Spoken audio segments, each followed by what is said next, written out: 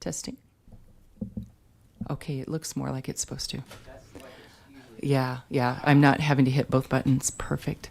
All right, we shall resume after a brief intermission. Sorry we didn't have, I did have snacks I could have shared. Doggone it.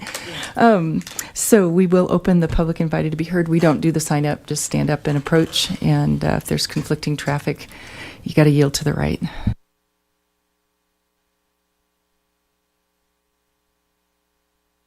At the on-off button. My name is Keith Griffith, 7066 Johnson Circle in Niwot. I'm an airport investor. I have a personal hangar, and I also have a 70,000 square foot lease parcel on which we have 29 T-hangars. They're rental T-hangars. In November of 2025, Longmont citizens voted to amend the city charter to allow 30-year leases of city assets. Since that time, many Longmont airport leases have been approved by City Council with a 30-year initial term. More recently, since the beginning of 2023, at least 18 30-year leases have been approved by City Council without controversy, with the single exception of the Mile High skydiving lease earlier in 2025. Even that well-known target of airport opponents was approved for a 30-year lease after a short delay. However, in May of 2025, less than 2 months ago, that stable and predictable policy has been upended. Several hangar sales have been restricted from obtaining a 30-year lease and offered only a take-it-or-leave-it option of a lease assignment. No further explanation or reasoning was offered.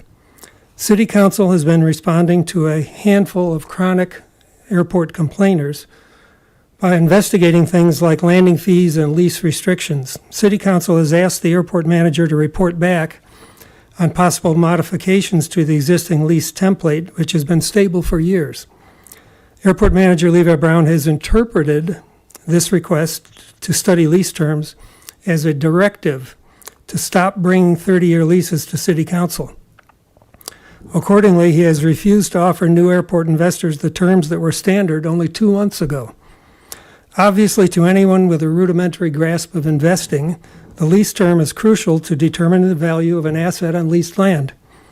This discontinuity in policy, which has not been announced or written down by any element of city government, has thrown the hangar market into total chaos.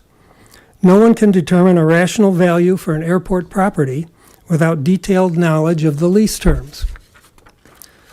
The unfortunate persons who have bought hangars recently with the belief that city policy would be consistent have a large problem now.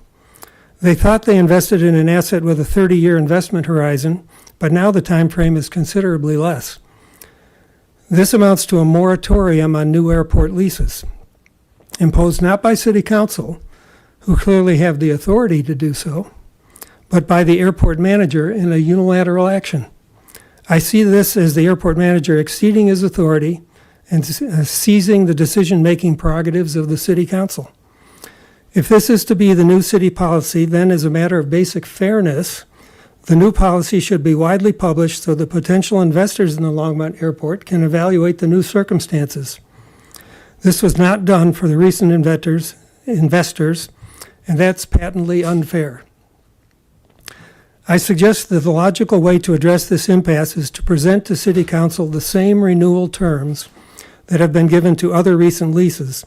Then in the airport manager's City Council communication that presents the lease, the airport manager can advise the council to reject it and impose a shorter term or other modifications that he feels are currently too generous. Then at the public hearing on the second reading of the ordinance, the airport manager and other city staff, attorney, can present their recommendations, and airport investors and potential investors can then add their perspective to the discussion. Only the City Council should make this significant decision, not the airport manager alone. Also, I apologize in advance for talking and then dashing out the door, but I have a family commitment to my grandson, and I've got to stick by it. So thank you for your time. Thank you for coming, Keith, and we'll get back to you. Okay. Do I have anybody else who would like to speak?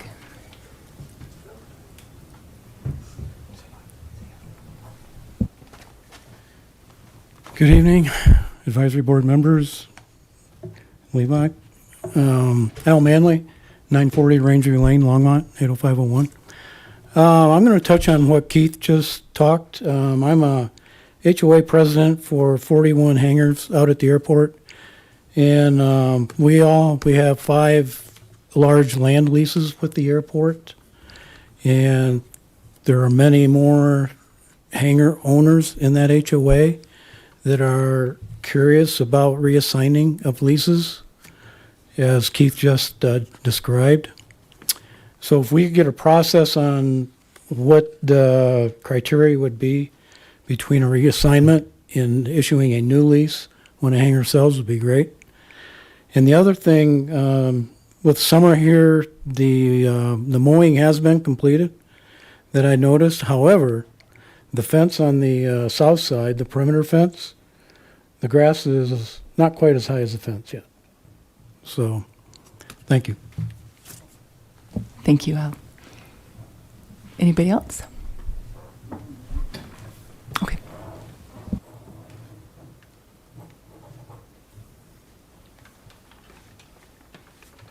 Hi, I have a handout. Can I bring it up?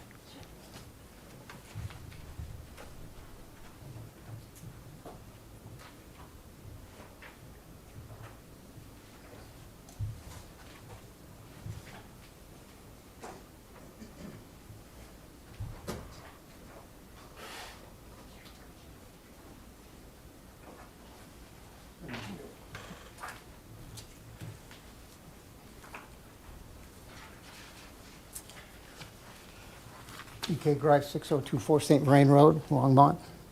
Melinda, Airport Advisory Board. First, let me say, and as I have said before that I've been here, I am not anti-airport. I just attended the pancake breakfast last month to, sorry. I got it. I attended the pancake breakfast to show my support for the airport last month.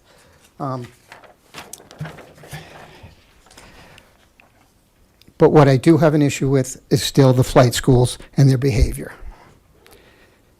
It's not the private pilots, and it's not the businesses of Longmont. We've heard that Levi's had great meetings with flight schools, but judging from day-to-day behaviors, it's still really bad. There's an example on your first page of one plane, actually the first 2 pages, of one plane, the same plane, that did multiple laps at the same time 2 days in a row. 20 the first day and 17 the next day, both at supper time, when families could be out in their backyard having a nice barbecue. These laps are not small, so many people are being affected. I ask you, is it fair? On June 15th at 8:39 a.m., 5 planes in the pattern. One plane has already done 24 laps. That's a lot. Is it fair to the community? We've also been dealing with touch-and-go operations starting as early as 5:30 a.m. Most people are sleeping at 5:30 a.m.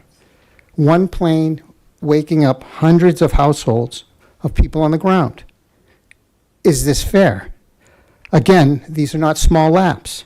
They often go out 3 miles from the airport. That's a lot of people being disrupted so early in the morning. We all know how important sleep is for both mental and physical health. Is it fair? Longmont has an unreasonable noise ordinance for noise that can be heard 25 feet away before 7 a.m. We hear planes 500 feet away. If you started your leaf blower at 5 a.m., the Longmont police would probably come out and give you a warning or possibly a fine. What I propose to the board here is think about a curfew for touch and goes. The airport's still open. Private pilots and businesses can go and come as they need to, but stop the early AM pattern flights.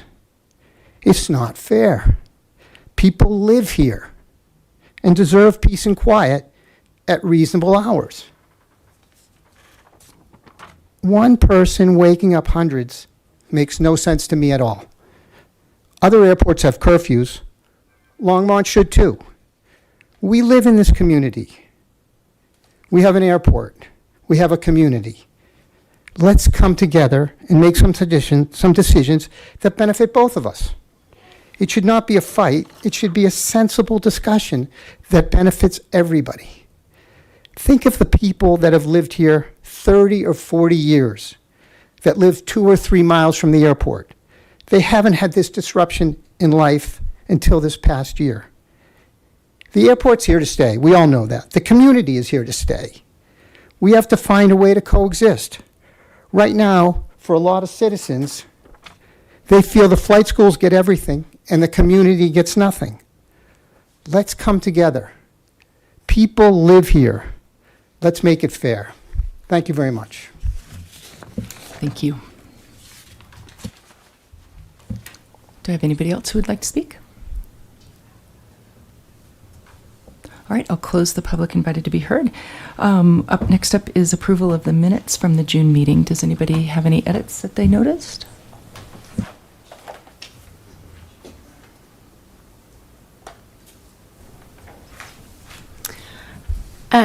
Line 30 on page 2, evaluated should be evaluate. It was just a tense issue. Second page of the minutes, line 30.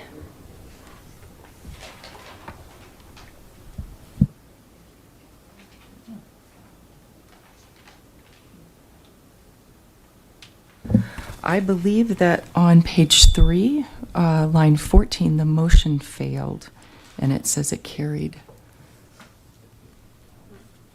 And that motion failed, so we need that. Yeah, it failed. And that was the rest. Anybody else see anything? No? Okay. So I'll go ahead and make a motion that we approve the minutes with the 2 changes on page 3 and page 2. Alter those, and we can approve the minutes as they are read. Could I get a second?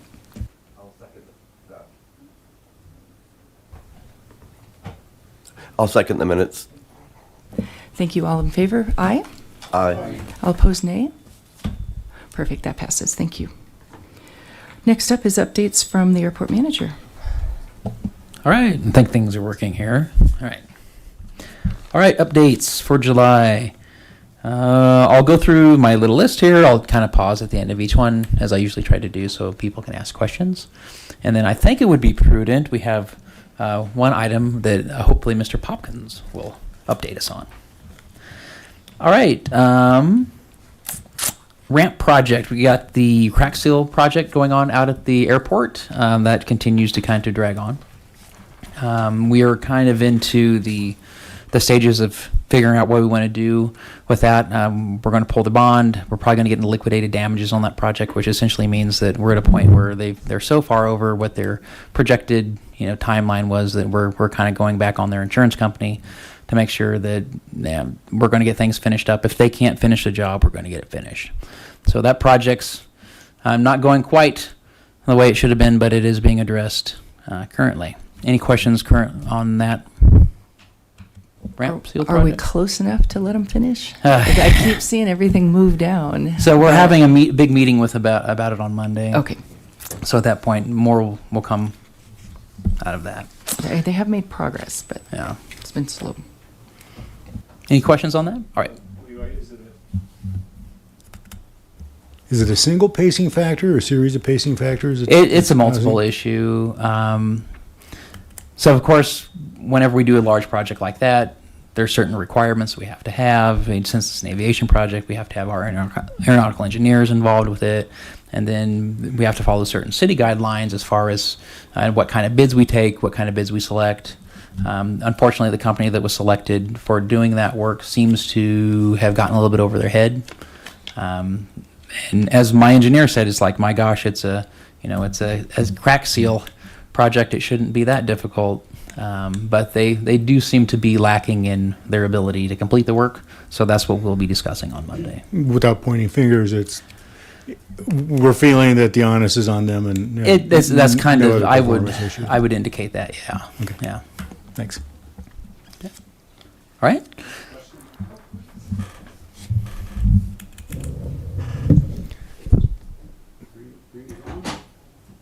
we'll get it. Yeah. Who vets these suppliers? If the supplier's over their head, was there a vetting? So it'll all go through the city's procurement department. Okay.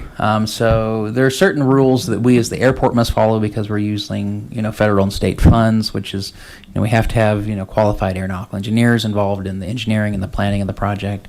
And there's also certain rules we must follow via the city's rules. So how we select contractors, who gets awarded the projects and stuff like that. So it's it's a melding of both processes together. So were you involved with the vetting of that supplier? Did they bring in an airport manager to do this work or to I was review the involved work? with the selection of the engineers. And we have a little more leeway over that, who we can select, because the FAA actually, does not allow us to select things like lowest bidder and stuff like that. With the city, it's a little more complex. When we choose a contractor for the city, we have to follow their rules, and it's kind of an automatic procedure through procurement. Procurement tells you who's going to be doing that project. Okay, thank Yep. you. Excellent question, though. Yeah, it seems a little, if they're over their head, it seems like we should find suppliers that have proven performance to do such a, what was the term you used? Oh, the crack ceiling? Yeah. Yeah. What was the word you used? It was pretty easy, or? It's one of the most basic types of concrete Yeah. projects that you do. Yeah, yet they're not performing, so it sounds off. Yeah. All right. Okay. Next item I got. Yeah, go ahead. Are the two sections completely done? That'll be another discussion that we have on Monday. So theoretically, the work is done on them. I would make an argument that that work isn't necessarily to standard, and that there's sections that need to go back and be repaired and cleaned and addressed prior to the city signing off on that. Okay.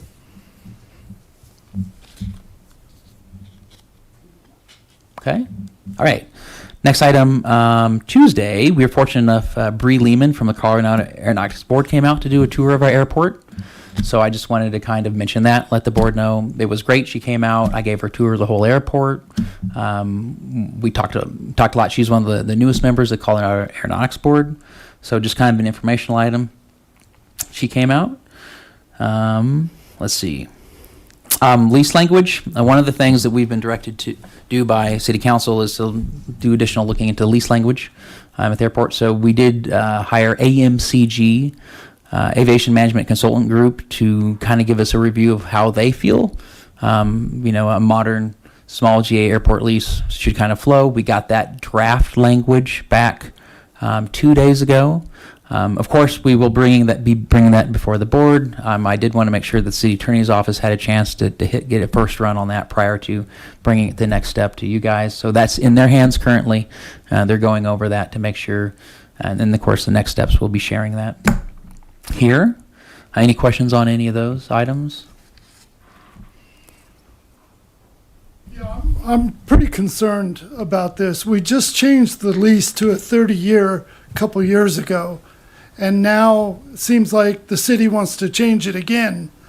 And, I personally have a lease 2021, a 20-year with a 20-year option. So I'm trying to figure out what that means to me. I was talking to one of the tenants, Doug Lyle. He just purchased a hangar. It just went through. He had no idea it was a revision. He thought he got a 30-year new lease. So we've got some issues that I think the airport and the city better think about it. Otherwise, I think there's going to be some legal action.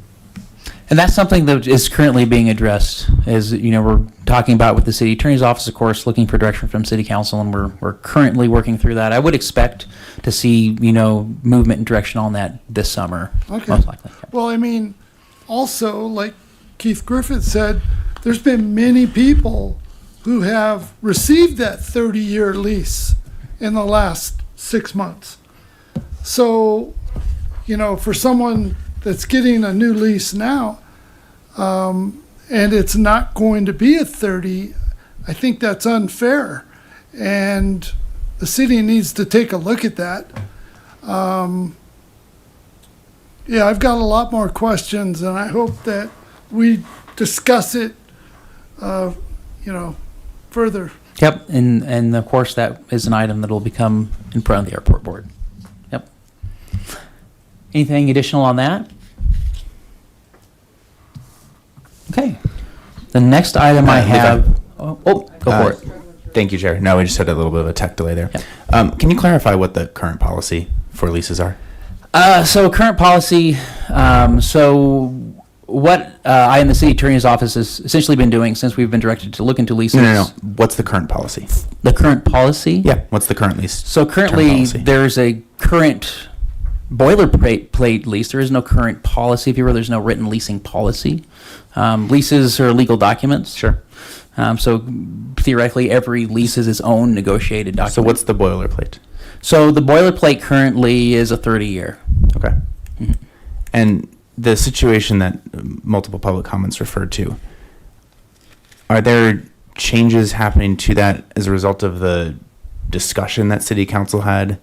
Because there hasn't been policy change yet. There has been no official policy changes yet. Yeah, official or unofficial, there's been no policy change on lease terms as directed from City Council. So I'm just curious if you can speak to or clarify what was referred to by the public comments. So what we've been doing at the discussion with the city's attorney's office is currently offering and processing lease transfers. So party one wants to sell their hangar to party B. So instead of entering into new leases, we've been doing a transfer, which is something was pretty straightforward. It's also known as an assignment. Sure. So you essentially take over the old lease, with the idea being that you've essentially just assumed the responsibility of the previous owner. It's another completely kosher way of doing it without instantaneously creating a new lease, while lease policy is resorted. Okay. Thank you. Yeah.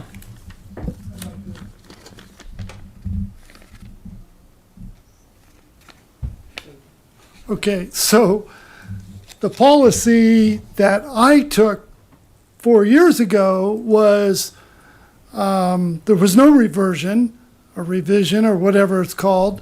Person buys a hangar for $200,000 or $300,000, and there's only 5 years left on the lease.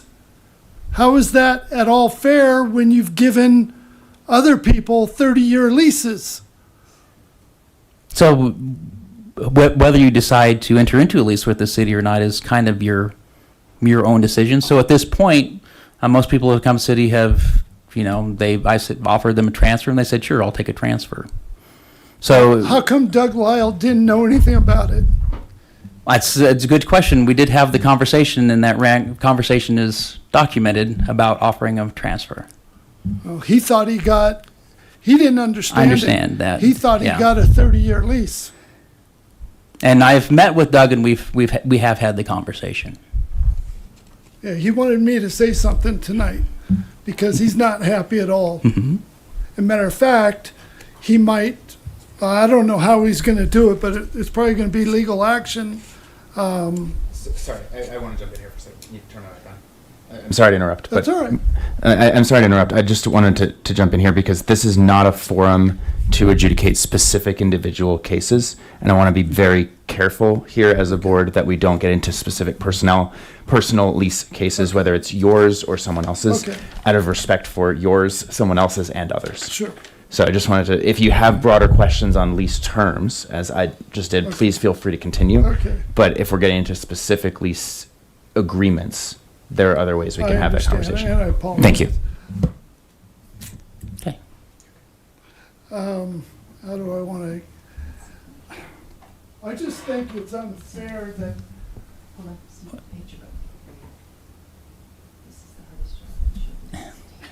Melinda's got the hardest job. Oh.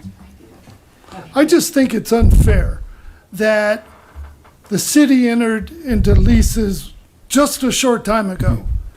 And for the kind of money that is being spent at the airport, plus the fact that, we're paying a lot more in property tax,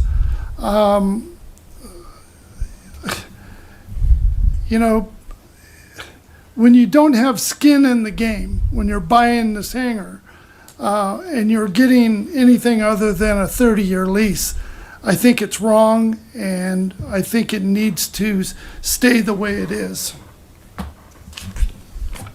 Okay. Just a general comment. There is no homogeneous structure for hangar ownership at KLMO. It can be a hangar corporation and you own shares. It can be an HOA where you own some structure as far as that goes. It can be an organization. It can be an individual. It can be a small corporation. And in all of those cases, the leasehold may or may not renew on an individual basis. I'll use myself as an example. I don't own my hangar. I own shares in a corporation. The corporation gets the leasehold and the renewal dates. So clearly, there can be a lot of confusion in ownership with those kind of structures. Now, I'm not advocating for a homogeneous type of structure. We have what we have. But it should be understood, corporation to individual ownership to combined ownership to whatever the structure and the entity that happens to own that hangar is, that they should know what their leasehold term is, and transfers should be adherent to that structure too.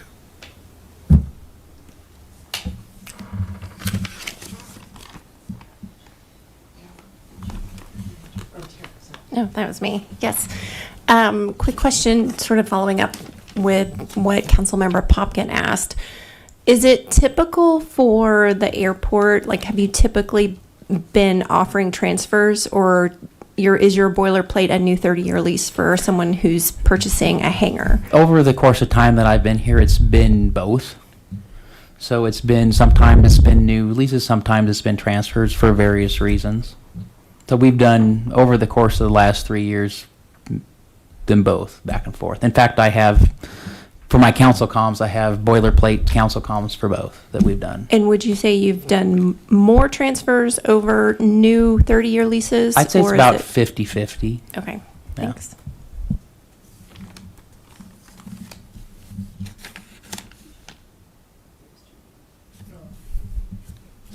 I'll just add that it was 2020 when it was on the ballot. It was on the ballot prior to that and didn't succeed. And in 2020, the public voted to allow the city to write 30-year leases. And it was voted, it was on the ballot. So that remains. I would believe that that remains. And that 30 years is the top of the lease term. So you can negotiate a 10-year lease or some other number that you want, but 30, it used to be 20, and so it was voted by the public to raise it to 30. And then with a renewal, but there is, the hangar leases may have recision in them. They may be for shorter periods, and then the FAA caps them at 50. So even if you get a 30, you can't get a 30-year renewal, because it's only a 20 after that, because the FAA will only allow 50. So as with all things at the airport, we do all kinds of stuff, but the FAA has final say on everything. But it sounds like it was a problem between understanding and transferring, and I think that's, I'm not sure if that's what Keith was also talking about, a transfer versus a new lease. So I think that's really the, I'm trying to stop that feedback. That seems like that's where the discrepancy might be. But if there were to be a major change to the ability to lengthen leases or to be drawn back, that went to the voters. So that's locked in. And of course, any changes that we do make for the airport will come through the airport board too for review. Yeah. Anything else on that one? Right.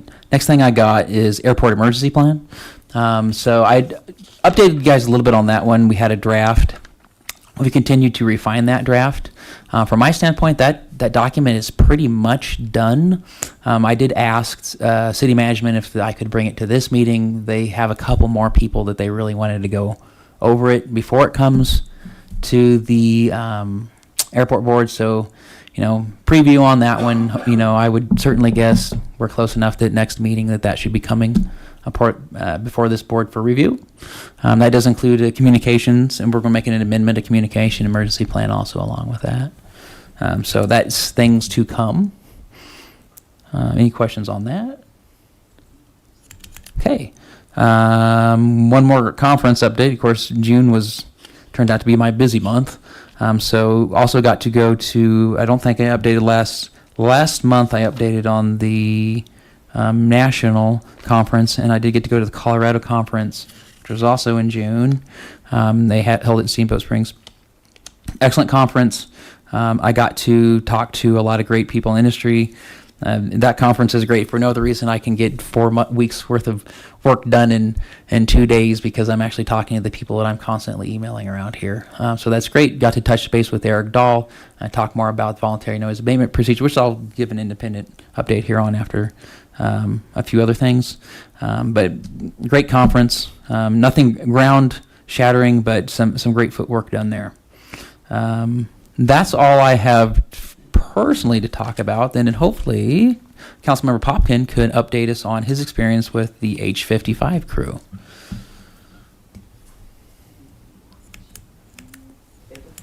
Thank you. I'll actually wait, just for the sake of time and the rest of the board. I'll wait till the council Okay. update at the end and just share it then. We can do that. So, That's perfect.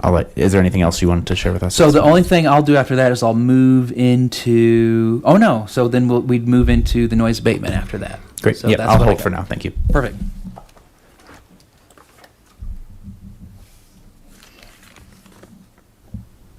Do you want to start with noise abatement, or do you want Yeah, me to? we can certainly move into that. So for item 6, information items, noise abatement program. So just a quick few updates on this. Well, really just one quick update. I did get to visit with the new chief pilot at Aerosphere. So I kind of used that as my launching point. Last meeting, we talked about doing the voluntary noise abatement program checklist with flight schools. For all intents and purposes, Aerosphere is our only flight school on the airfield. There's also Elite Aviation. I think they have 2 students. So not overly concerned with their integration. They will be, of course, doing this checklist also. But I got to visit with the new chief pilot there at Aerosphere, and they are, very eager to work in whatever we're requesting into that. So she mentioned that she would be filling that checklist out for us. So that's great news.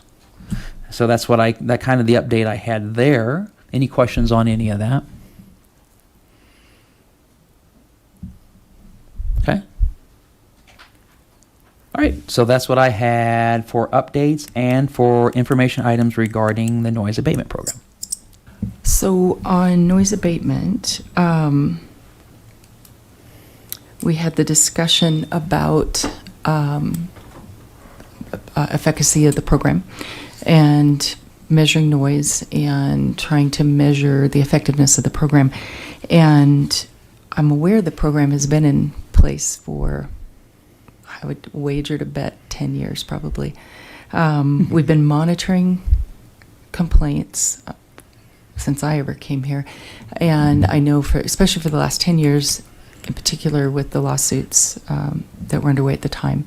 So there is a mountain of data on noise complaints that's been analyzed and statistically evaluated. And then that triggered the noise abatement plan, I think, at that time, if it didn't exist before that. But it's been around a long time.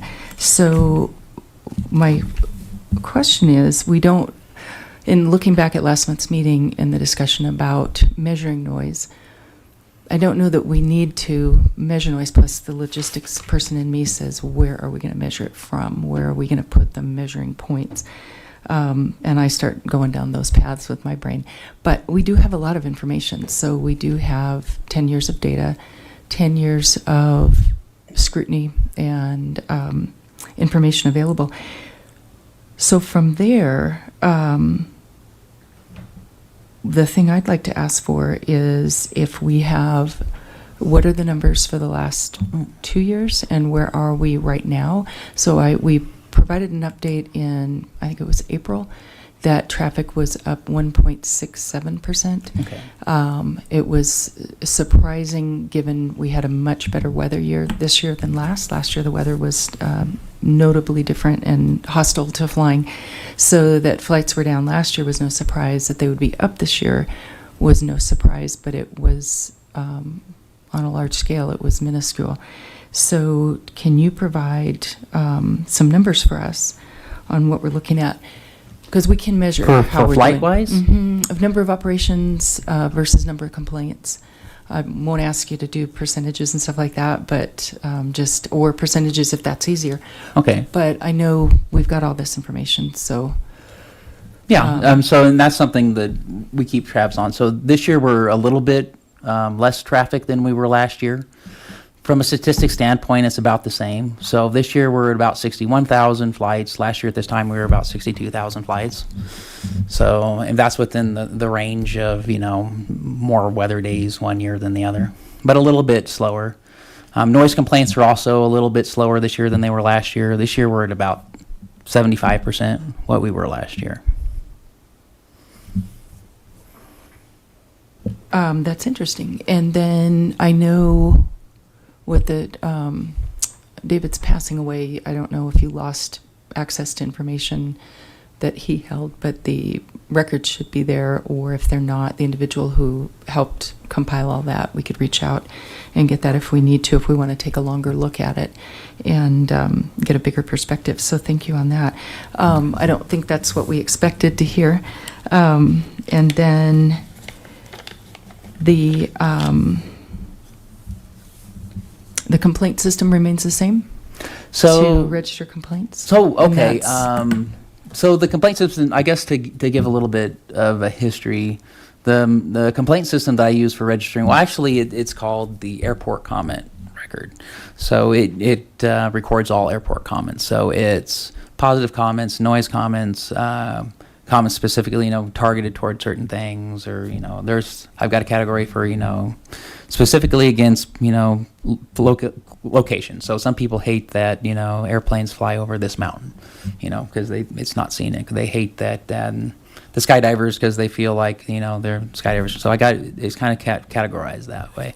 That system kind of came into being in 2024 out of kind of the lack of tracking. Prior to that, complaints and general comments were tracked kind of on Word documents.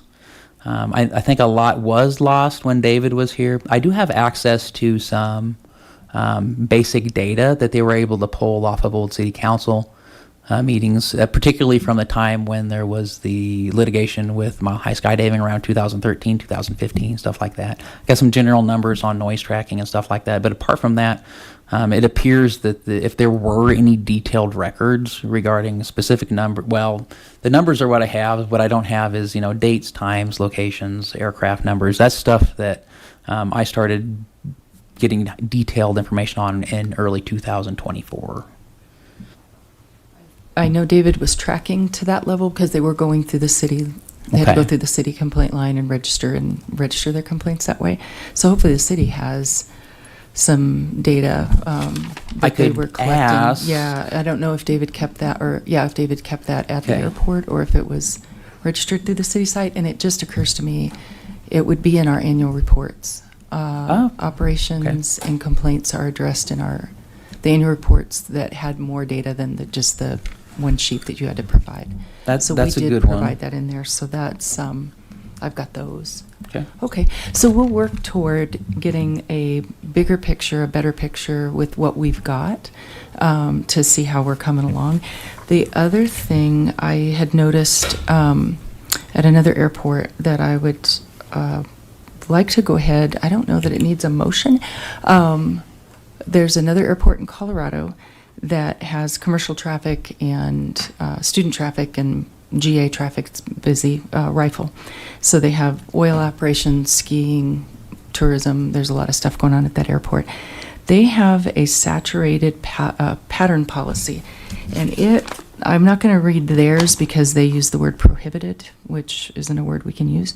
So it's saturated pattern policy. I would propose a motion that we add to our VNAP a saturated pattern policy, refrain from performing touch-and-go landings when 5 or more aircraft are in the traffic pattern. Okay. That's certainly something to be brought before the board and recommended. I would, the one caveat being with that if we do make a change, which of course is in the purview of this board, it will need to be approved by the Colorado Department of Transportation. Okay. Oh, no, I'm sorry. It will need to go through the Colorado Department of Transportation and be approved by the FAA. Okay.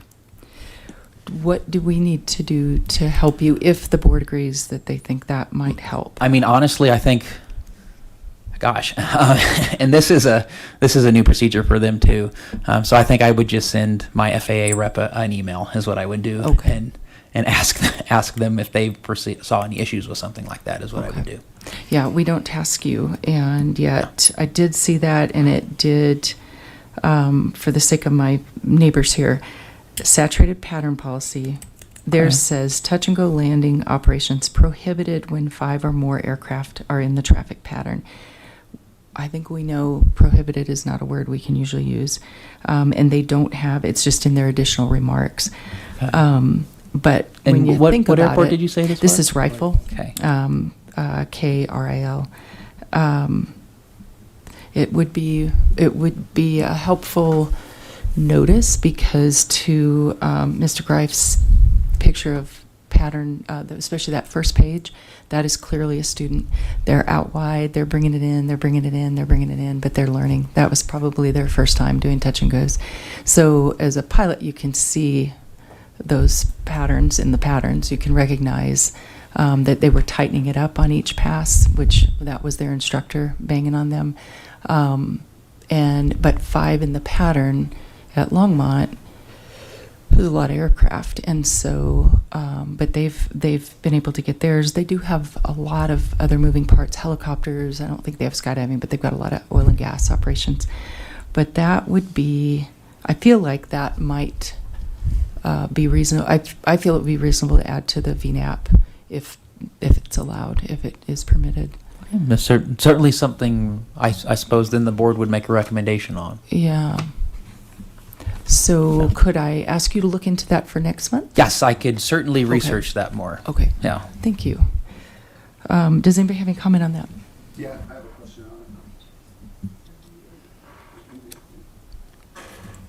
on it. So separating us from the motion or the potential motion, what is a safe number of planes to be in the pattern? I've heard numbers that are less than that, but what is, on the record, what is a safe number of airplanes that are acceptable to be in the pattern? Of course, for anything which involves flying like that, I would default to the Federal Aviation. There's no regulation or limit that I can think off the top of my head, but the FARs would be the airplane flying handbook of the FARs would probably be the resource I would go to look to see if there was one, but I don't think there is one. So I've heard a lot of talk about those numbers Yeah. here, where if there's X number of planes in the pattern, different things are being asked. So is that a tough question? I mean, looking at a bunch of pilots, what's a reasonable number of planes to be in the pattern? That's an interesting question. I've never actually. Yeah, there's Yeah. so many variables. It depends on the aircraft. Yeah. If it's all 172s, Obviously, Rifles just thought chugging about along. it too. Yeah, because they've got powerful helicopters doing Yeah. oil and gas work. They've got commercial jets. They've got luxury jets. They've got a lot of, and then GA planes, and I think a flight school. So you've got a lot of different levels of power there. We have different levels of power and No, I'm asking skydivers. for here. Yeah, so here we have different levels of power, and skydivers is really our two considerations. And we're not getting, we don't often have high-powered helicopters. Fort Collins does as well. So it just depends on the aircraft. If it's, it just depends on what the mix is. There really is not a formula. Yeah. So we're going to be making a recommendation for something that it depends? Well, again, it's a voluntary. Yeah. I'm just saying, we're Yeah, going to make a so- motion for 5 or more, but I'm not hearing anybody step forward and saying, well, we can't really say a number yet. I don't know. I'm just wondering, because I've Yeah. heard, I think members of this board and the public say there shouldn't be more than X number of planes in the pattern, and we as a board now are, at least you're considering making a motion. So I just want to make sure that if we put a number out there, it's a number that we really believe in. Because I don't know, that's why I'm asking. And if you're going to ask me Yeah. to vote on it in a motion, I kind of want to know, do a sanity check from other pilots. You know, this is our airport, let's say a clear day, you know, no helicopters, no oil and gas, no other complexities. Anyway, So- I guess I'm not going to get a number, but that's No, what I was well, asking for. I'm gonna- Because you're at suggesting a this. number, and I'm wondering. Just, I'm based off of what I'm seeing at another airport. So the main thing to keep in mind is that they're using the number 5. I don't know that I can even make this a motion either, so it is just a discussion. But within that entire loop of a pattern, you could stack 10 aircraft in there. So this is saying touch and go landings. So it's only talking about don't do touch and go landings when there's 5 in the pattern, because they slow traffic when you do a touch and go. You have to wait for them to clear before you can even attempt to land. And Yeah. so it's saying Just while I'm sitting here when thinking it's- about it, Yeah, just go, hold, Yeah. come back, that kind of thing, yeah. what I'm So thinking, just to- I guess if you're looking for a number, the best way to answer that is it would be a hard thing to just essentially, let's say, spout off right now. I think it would take some thought, some deliberation, some research, and some consideration put into it prior to actually calling out a number, is what I would say.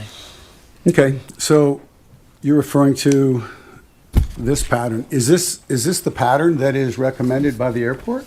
That is a flight pattern, That- yes. That is a pattern, yes. Well, I see it's a pattern, but is it, Levi, is that the pattern that you have in your noise abatement program recommended? So Take off, climb, turn within 3/4 of a mile? It's within this, and it's kind of a little bit hard to tell from the specific map, but it is within this range. And then I would also put a point of clarification. It's the airport doesn't recommend a pattern. We do have maps which show where a standard pattern most likely occurs, but they are standard aircraft patterns, so they're universal from airport to airport. Okay, and this pattern in yellow that you're seeing It's within is the consistent with bounds what? of that. yeah. Okay, And that's It showing appears- traffic yeah. on both. Of course, I'd want to look closer at that. Yeah. This Okay. last one shows traffic using both runways and both directions, so that gives you a pretty good idea. So again, I can't task Levi with anything to do, but I would be interested in us investigating, and if we need to do that as the board and come back to you, let me know that. The FAA does not state a specific number, and again, there's so many variables in there. At the end of the day, though, they will say thumbs up or thumbs down on it. They have ultimate say on everything. So something if it seems reasonable, something we could ask for, and the FAA can say that sounds grand, or they can tell us no go. And that's one of the things that came out of House Bill 1235 is that we need to submit those noise abatement programs now for their review. Yeah. Quick comment, and at the risk of introducing some snark into all of this, the safe number of pilots in a pattern, if it's a bad pilot, 0. If it's a bunch of trainees and they're on solos, maybe 3. Yeah. If Or they're- 2. if they're- or 2. If they're competent and they can do formation flight, maybe 100. We'll have that at Oshkosh next week. great. Can I respond to that? That's true. That's Yes, true. but I do have an additional comment. The airport website has our recommended restrictions in terms of hours of operation for touch and goes, number of touch and goes that can be performed during a specific period of time.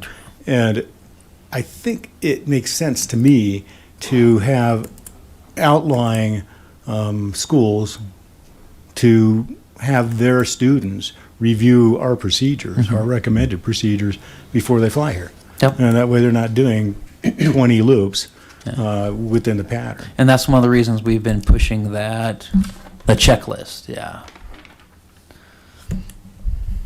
It is transportation, and I heard people leaving very early this morning or yesterday morning, like 5:30, but they were outbound leaving.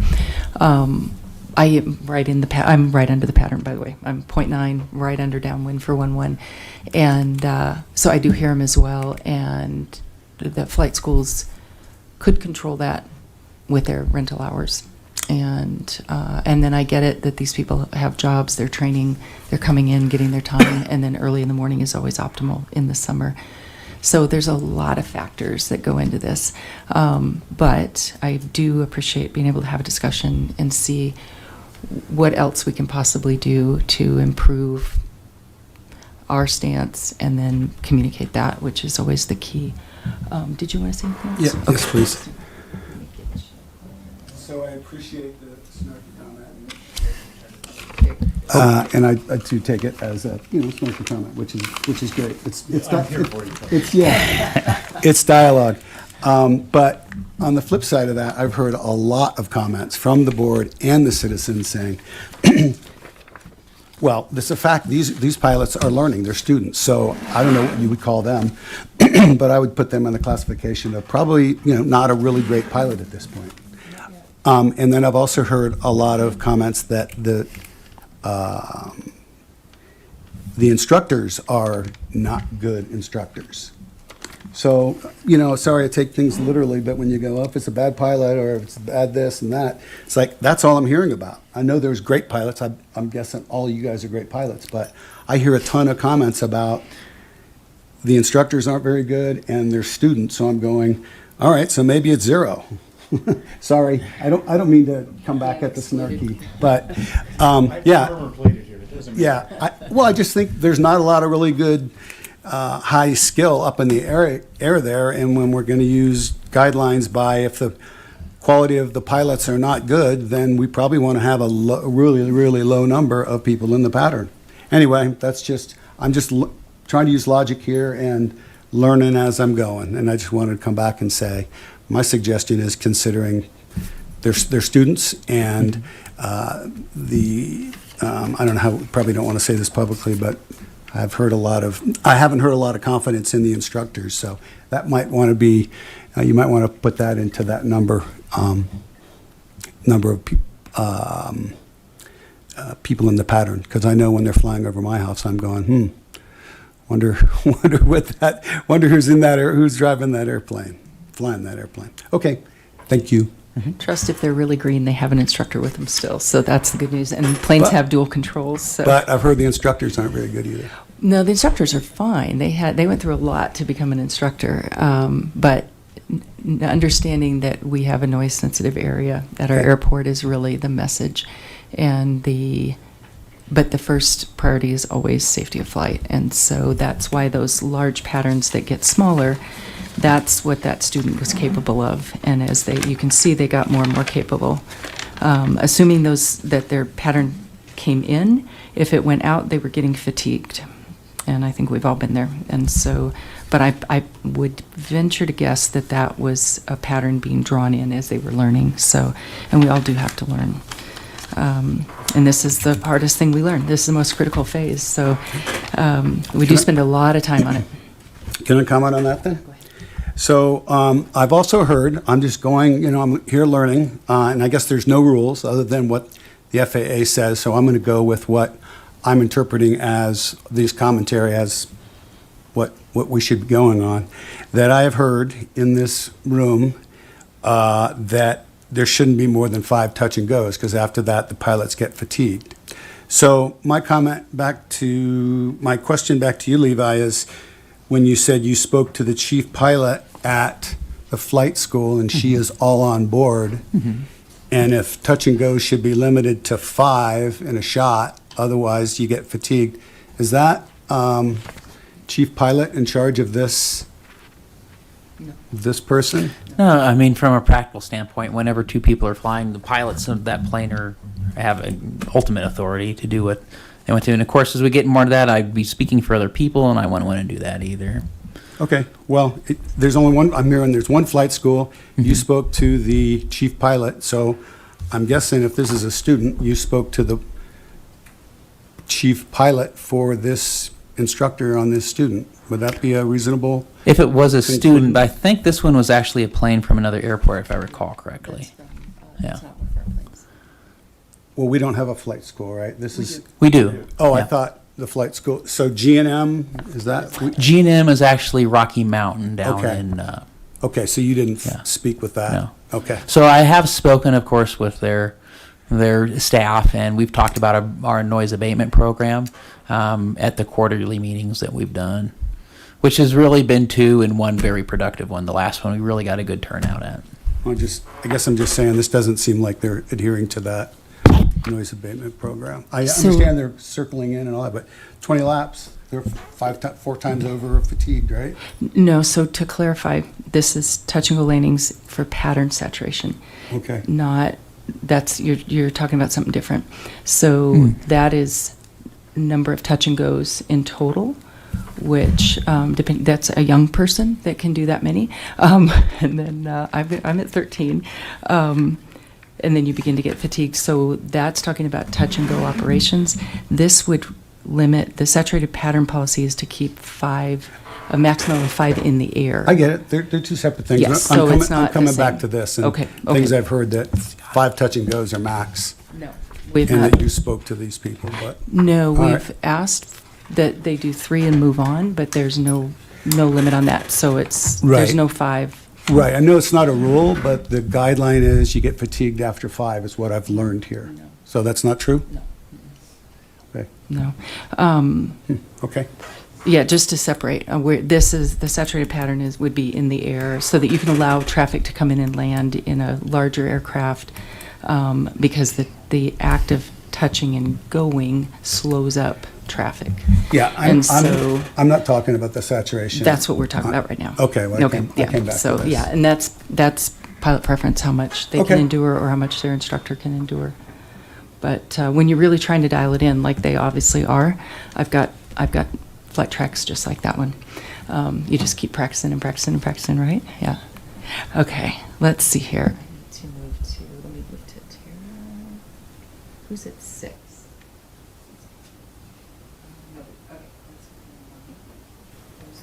Oh. Oh, I just have a quick clarifying question for you, Madam Chair. You had this discussion started in the context of the voluntary noise abatement program, and so I just wanted to clarify: was your thought here, suggestion that the pattern saturation consideration or limitation, a threshold, for lack of a better word, be a strategy as part of the VNAP? That was what the thought process you had there. Okay, thank you for clarifying. One question I have, and then I do want to make a comment about safety in planes in the pattern. They can be in the pattern for various different reasons. They can be doing a touch and go. They could be coming into the pattern to land. And when you talk about 5 or more planes in the pattern, is that any plane doing anything or 5 airplanes doing touch and goes? I guess takes a it minute, would and I have seem read to it multiple indicate like times. touch and goes. It's 'cause- talking about touch and goes. Okay, Yeah. so 5 Touch and- planes doing touch and goes. Number 6 plane comes in to land. That's Yeah. not a plane in the pattern doing. So let me read it Yeah, again. Refrain from performing touch and go landings when 5 or more aircraft are in the pattern. So essentially Meaning saying, yeah, I just you're come in to leaving land. space for people to come in to land. Right. You're leaving space Okay. so Because you could have 3 planes backed up coming in to land. Mm-hmm. That's Yeah. and that's what this is addressing. So to your question, that part of the VNAP, in that it's to discourage somebody staying in doing touch and goes when there are 5 planes in, because those 5 Doing probably touch and have other goes. business. Yeah. And so, or people are waiting to take off. That's the other thing we know. Hmm. Then they've got people held on Oh. the ground that can't take off because the pattern's Okay. too saturated and you can't get a break in there to get up.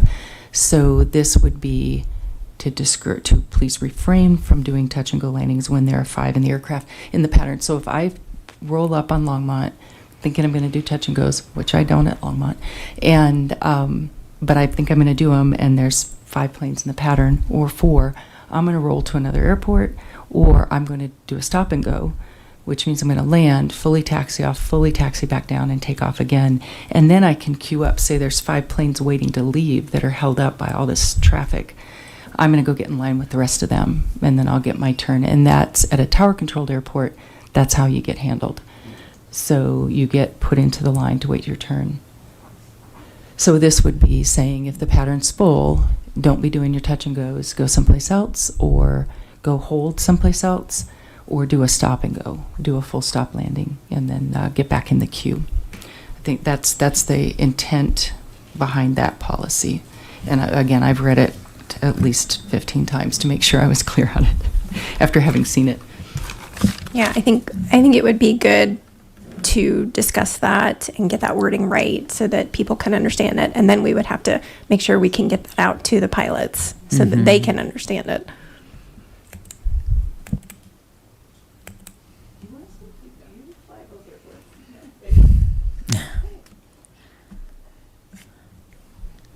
My comment was just going to be about language. I think that it should certainly be very light language because it's a teachable moment for a pilot to see, okay, the traffic is clearly busy. I need to go to a different airport. And that's happened to me. You know, I've been up in the air, listening to traffic, looking at the runway, and it's clear I can't get in. I need to go somewhere else.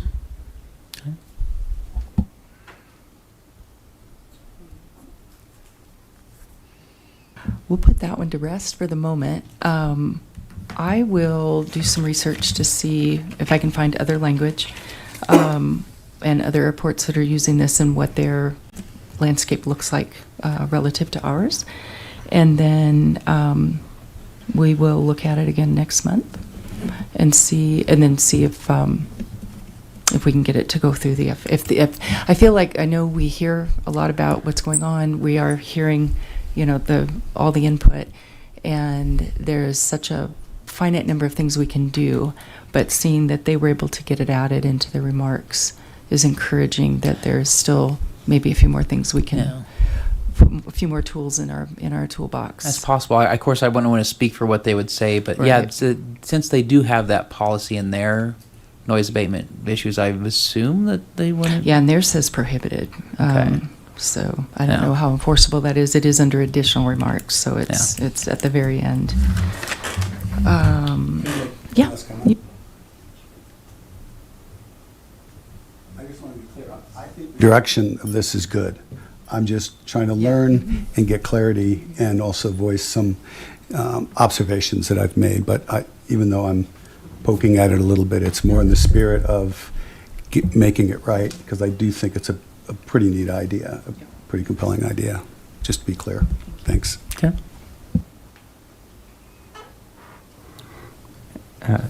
Thank you, Madam Chair. And just one more comment on this, coming back to the original direction from council to look at the efficacy of VNAP. I just wanted to clarify, we can continue to explore this conversation for sure, as it's part of what's an effective voluntary noise abatement program. But at the end of the day, the direction from council was to look at how effective is our voluntary noise abatement program, whether it's changing what's recommended, whether it's adding this. I mean, you can have something that says prohibited, but in a voluntary noise abatement program, then the question becomes what's effective to still do. So I do want to keep the board thinking about, regardless of what package of solutions might be part of that or what strategies that are there. At the end of the day, what's going to be most effective, and how are we going to assess that? So just want to keep that. We don't have to solve for that tonight, but I do want the board to keep that in mind, because that was part of what City Council was looking for guidance on. Thank you. Thank you. We do have empirical information, statistical information that we can rely on. I again would wager to say that we will see that the plan has been working. It doesn't maybe seem like it when we're having these discussions, but we have seen a decline year over year in complaints, and it has been there for quite a while. We have been logging complaints for quite a while. And the city did put in a system to log complaints. You do have to use their system to have them registered. So that's the other thing to keep in mind, is that they provided a way for people to register we refer to complaints, but we do have a line that they can compliment, ask questions, whatever. But they did put that into place as a vehicle to make your complaints or make your comments and have them be registered. The restrictions are foul language, although I know Levi even records those because I've read them. And so foul language, David Slater did not record. I think he recorded them, but he didn't count foul language. And then if it's a robocall or repeated, because that did happen. We did have that happen in the past where it was just on a robodial. And so... Yeah, and I can speak to that. I mean, currently we accept all. I mean, in-person, phone calls, emails, web address, everything. I mean, we record them all. Yeah. Currently. So I do think So we that's have kind of in information. contrast to like what Rocky Mountain would do. Rocky Mountain, if you want to do their noise complaints, you got to call their automated phone call system. Yeah. So we do have information, and I do think that, again, we need time to gather information, and but not denying that there are planes in the pattern. There are unusual patterns in this one. You can see some that go way outside the lines, and that everybody has to keep an eye to that, and education is always the key. And everybody who's up in the air in an airplane is learning all the time. Yeah, and all the time. kind of to your comment, efficacy is a great thing to think. When I think of how effective our policies are, I'm thinking about what can I do at that next quarterly meeting? How am I going to be engaging with those flight schools? I'm going to be asking them how are they integrating in their training? What issues are they seeing? Stuff like that. When I think about really trying to measure that, that's really kind of what I'm going to. And of course, input's always great. So if we can get the board to bounce additional ideas off too, let's hash it out.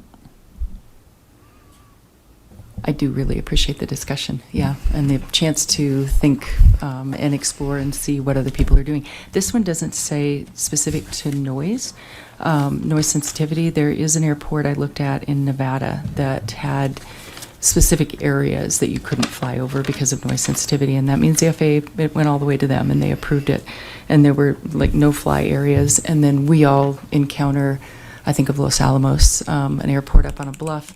You can only come in one way, turn around, leave the same way you came. Telluride's the same way because of the mountains. Los Alamos is because of the national labs. You cannot overfly those. So no matter what you want to do in Los Alamos, you can only go in and come out one direction. We have the ability to flip our runways with the winds, and we are not restricted because of the mountains or any terrain. So we're in a very standard FAA pattern, and the patterns are standardized among every airport, so that as you fly into another airport, it's a standard pattern. You know what to expect, and especially in the event of an emergency, if you were had some kind of a failure and you're trying to land in Longmont, you don't have to go read and listen and try to figure out what their standard pattern is. It's very consistent across all airports. So, and then higher powered aircraft have to come in at higher levels, longer patterns for them to get slowed down and get in. So there's a lot of moving parts, and again, getting into the pattern safely and on the ground safely or off of the ground safely is the first priority. But there is some other, I don't know that there'll be any different language in this, and it would be very brief like this. But the only other one I saw that was very restrictive was over noise. And it was, like I said, it was in Nevada, the airport there. So we do fly with restrictions. We have a lot of MOAs around here because of the military. So we have a lot of active military zones that we can fly through. And then they tell us if they're active or not. So we're used to having those kind of restrictions all around us. If you look at aviation maps, they're dizzying.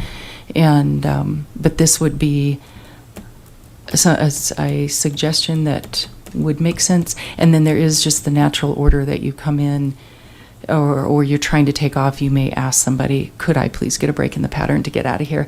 And most pilots are good about accommodating that. So it's a bit of give and take. It's very much like surface traffic, that you roll up, you wait your turn, you don't take a ride on red when there's traffic coming through. When the traffic is clear, you go. Same thing, just different consequences if you pull out. Would anybody else like to comment on that, or do you want to say something? Yeah, thanks, Madam Chair. So just, I appreciate all that context on that. I think that's really helpful. And so I guess I want to remind the board here ultimately that City Council is ultimately looking for input and advice from this board on how we can do that. If you think that, if this board thinks that measuring efficacy based on complaint records that we have is an appropriate way to do it, we don't even have to have that data at the moment for the board to say this is the right way to measure that, or this is how you should track progress. If you don't think that that's the case, we'd also welcome other input as to like what's the effective metric to use potentially. More importantly, what is the pool of strategies here, and is the board recommending, as some of this discussion's alluding, that we explore some things that we haven't? Is it that we focus on some things that Levi is already doing and do more of that? Right, like that's the degree of kind of recommendation here, just to kind of anchor this. So, I don't want to necessarily say you have to have all of the receipts for each of these for that to for you all to make a recommendation to us, because ultimately we're looking for input from the board as to potential direction for us to then give further, either to staff or in other ways. So that's the broader context for this. So I appreciate everyone's diligence here and thoughtfulness in this conversation.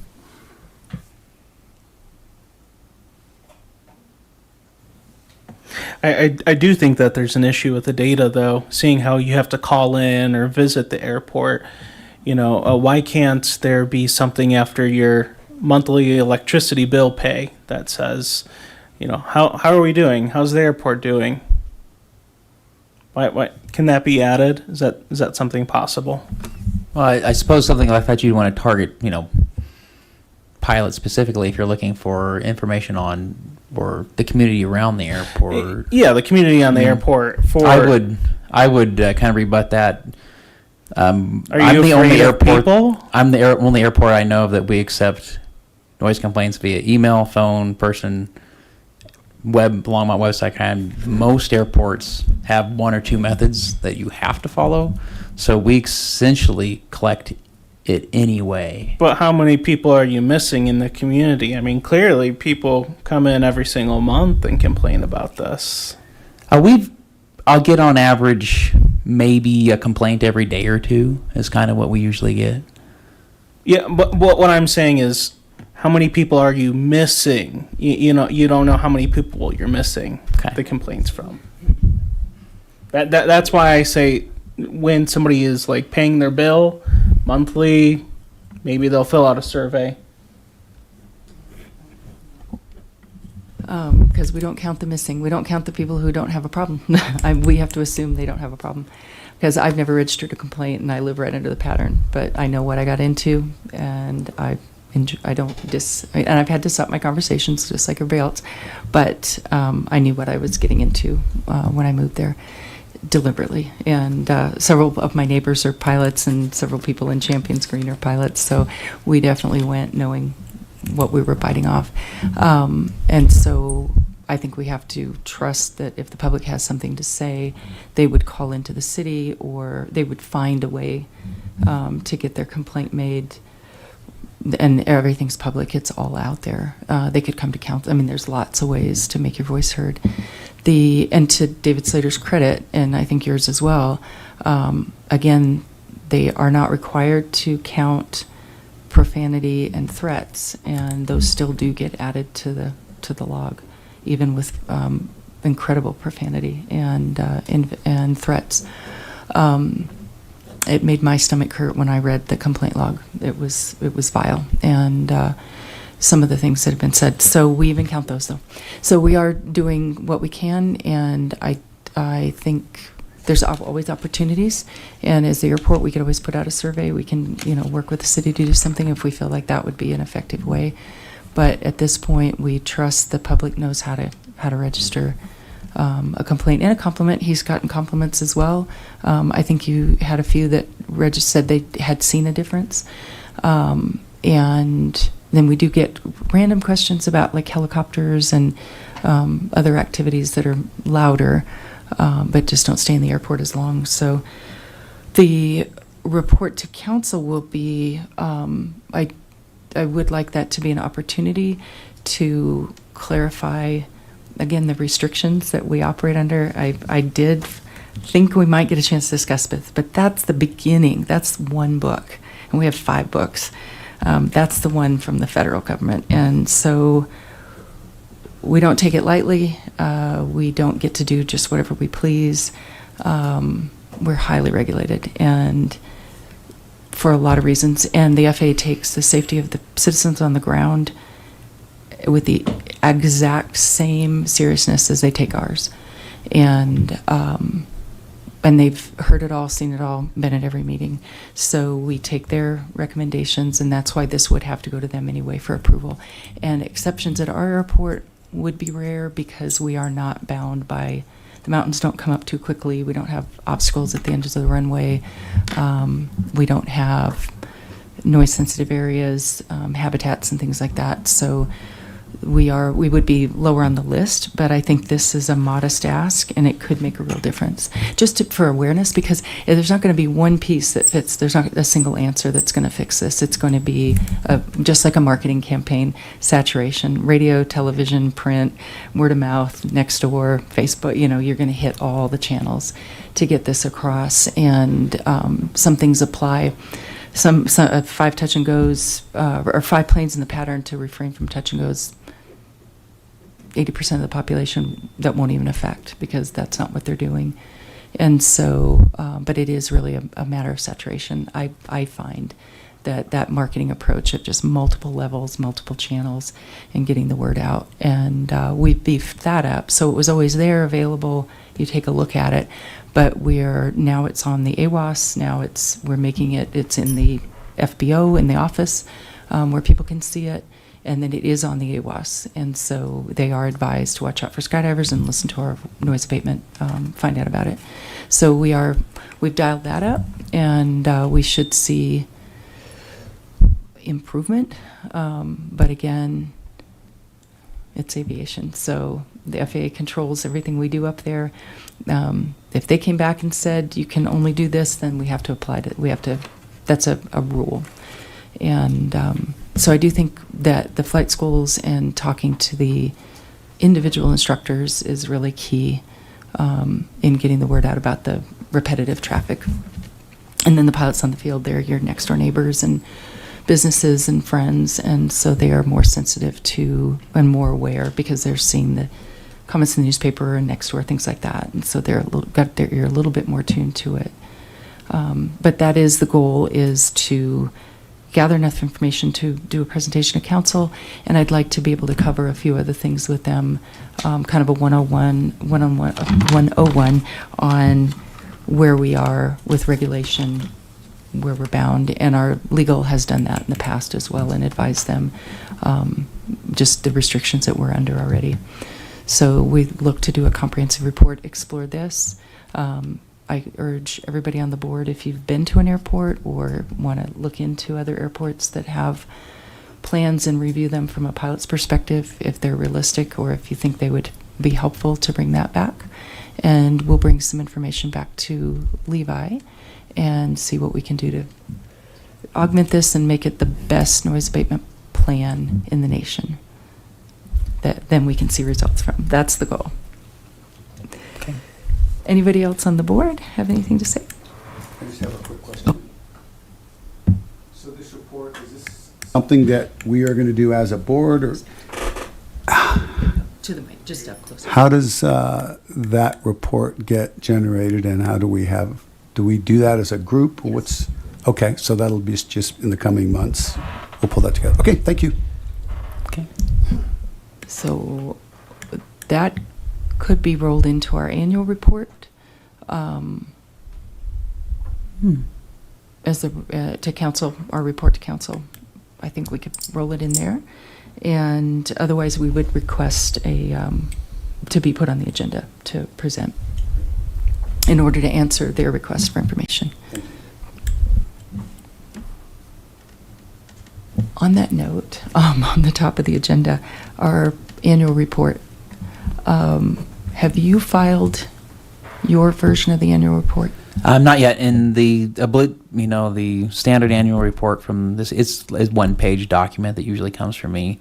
In the past, and last year, I think we actually had a real annual report. In the past, the airport board has kind of taken it upon themselves to write up an additional annual report for the board. So that's certainly something, if this board wanted to continue the tradition, they could do. They kind of made it look like a fancy little flyer with pictures and little news articles and stories and statistics and stuff like that. We missed a couple years there, especially to my understanding, the interim years after Mr. Slater had passed away and stuff like that. But it is something that, to my understanding, used to be a little more common from the Airport Advisory Board. You present that to council. So it's just a little. I generate a one-page document, and it just goes off to council, and with the pile of all the other Right. advisory boards ones, Okay. and it's part of their proceedings. Okay. Yeah. So I will come back on the annual report. Yeah. But the annual report itself, the one that's required via paperwork, for me, I can certainly do that. That's easy. I guess the big question for the board is if you guys want to get together and work on an additional annual report, just for the purposes of communicating additional things to the city council. So, having been on the board for quite a while, and the one who thought that was a good idea to do the expanded report, I'll speak to that.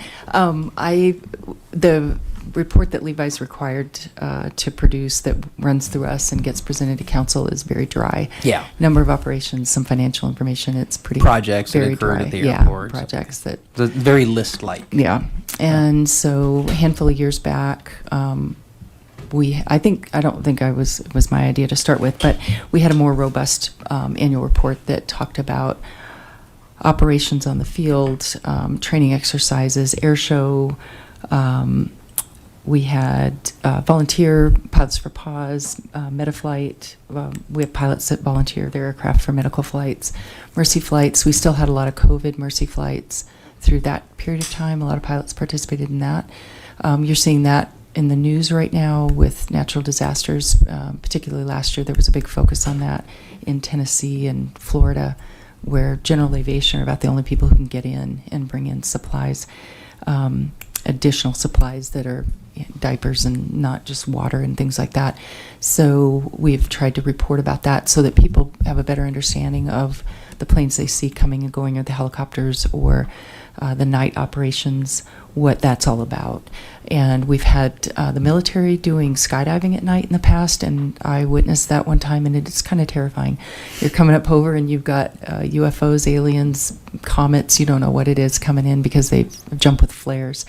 And it's alarming. And as a skydiver and a pilot in the city of Longmont, it was shocking to see, but there's an explanation for it. So we tried to provide things like that, and then a lot of the Mercy flights that leave our airport in particular.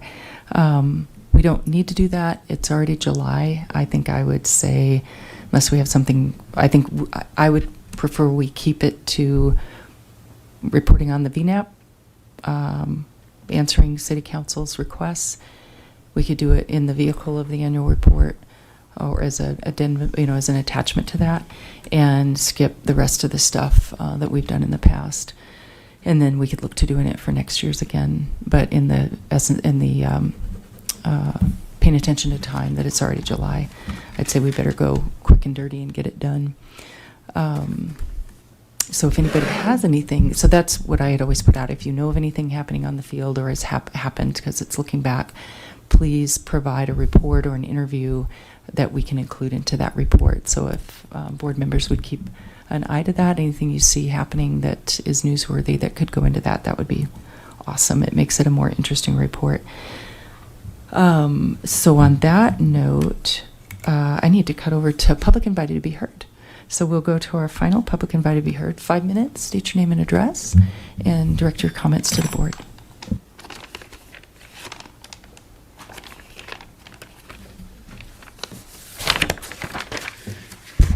Chairperson Jordan, members of the board, thank you very much. Scott Storr, 229 Grant Street. Really appreciate the conversation tonight about everything. Because Couple of things. To Board Member Gibson's point, what are the real numbers? How are we counting these? What counts or what have you? If I register a complaint, I get one complaint registered, and you guys see it as a single number. If I register a complaint the next week and the next week and the next week, because these are not events that are single events, it still counts as one. That's the way it has been. I'm sorry, that's the way it has been in the past, and that's why we had like 17 complaints in 1 year, what have you. That was my understanding. So I understand that we want to get the automated stuff, the robot calls and the profanity out of this. This idea that the general public has to be the one that, we're going on this theory of like, if a tree falls in the woods and nobody's there to hear it, it never happened. Get away from my opinion. Get away from everybody's opinion. Automate this thing. Technology is there. There's a Superior Flight Tracker. They've got technology. You can put monitors throughout the community, and it can identify an aircraft from a car. And it can identify the aircraft. It can log. It can tell you the altitude of the aircraft. It can tell you the noise level that it triggered on. I mean, technology is there. We just have to be willing to accept it. You don't need an FAA study for this. We're talking about noise in the community, and I think we did a little bit of this last month, in trying to get, to the point where we were actually looking at how do we actually understand the noise that's happening in our community. And it shouldn't be because I'm sitting up here complaining to you every month. That's silly. The other thing we were talking about a little bit earlier was the pattern. I greatly appreciate what we're talking about with the pattern, and hey, maybe 5 and what's the number or whatever. And who knows what that's going to be. I'll make a suggestion. There's a pattern map, and I believe it was probably presented on the June 3rd when the airport manager was presenting stuff to, and it was showing up on the board. There's a pattern map. That pattern map is tied to the influence zone, the airport influence zone, which is a much larger circle. Because the noise that the planes are making within the pattern is going to extend to the edge of the influence zone.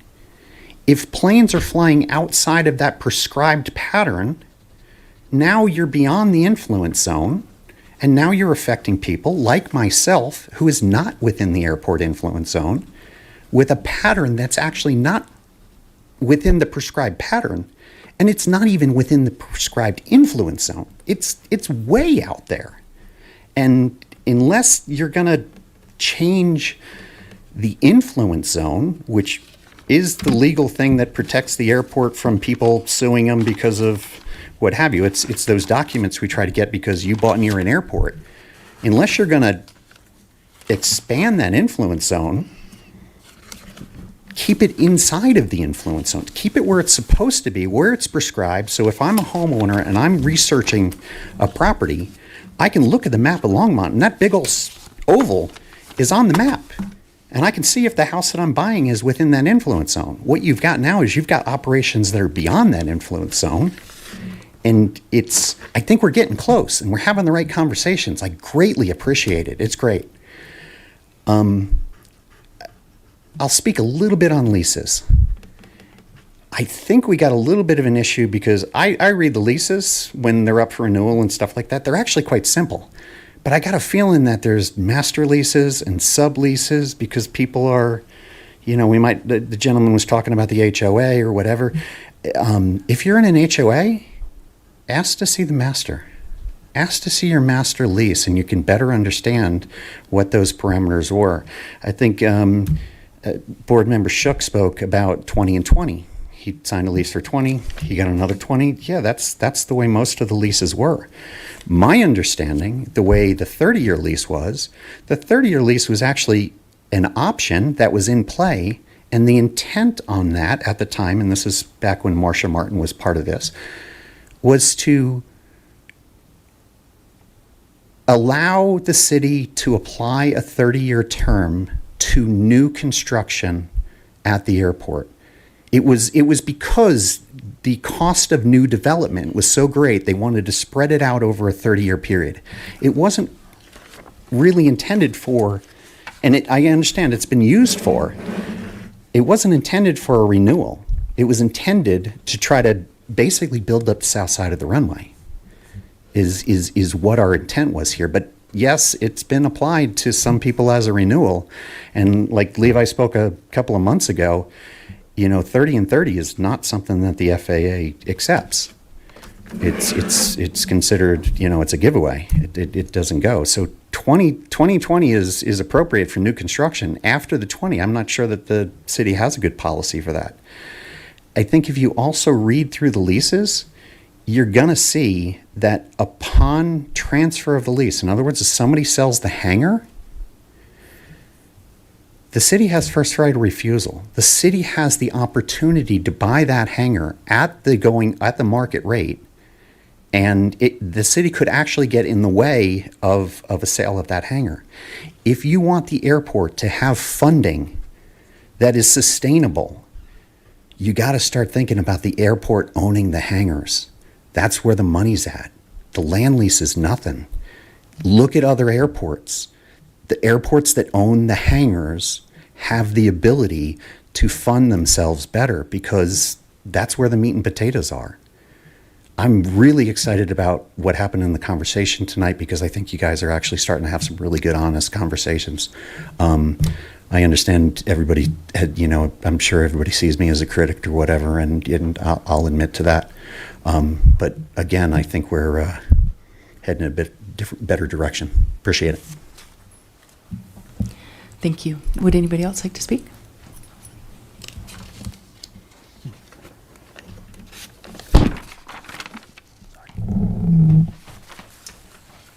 I too want to echo Scott's comments and say I really appreciate you guys looking into things. It's really important. Patterns are all over the place. Some are turning 3.5 miles out. Some are turning 1 mile out. I think if you start getting an improved pattern and people follow it, you're going to have a lot less complaints when getting outside the impact zone, and that's where I think where a lot of your problems are. So I think if you can work on that, that would be wonderful. There was some comments about traffic and if it's growing.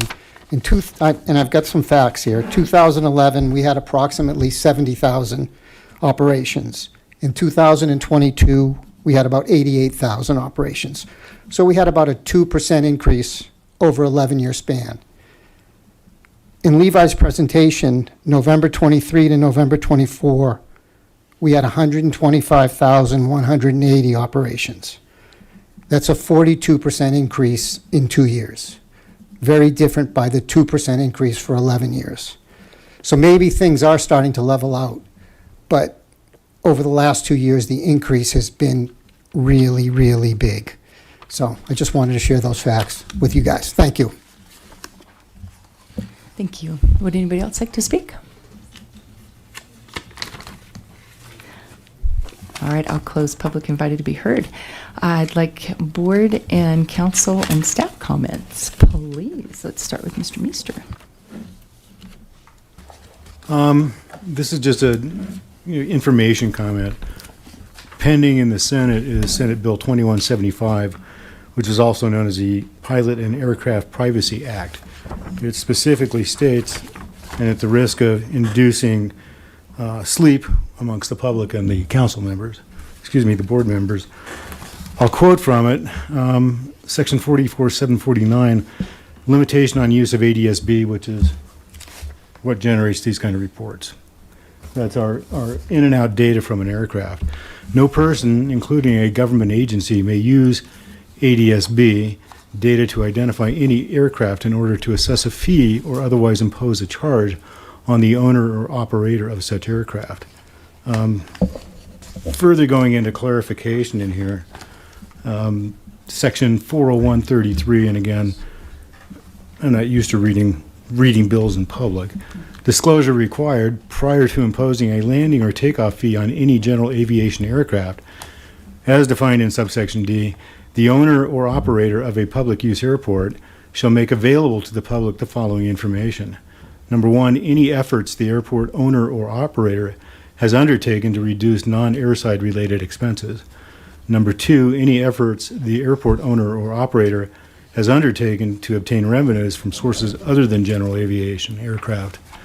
And number 3, the total cost estimate of the airside safety projects that the owner or operator plans to undertake, the amount or percentage of the fees imposed on general aviation aircraft that will be used to pay for such project, and an estimated timeline to collect such amount.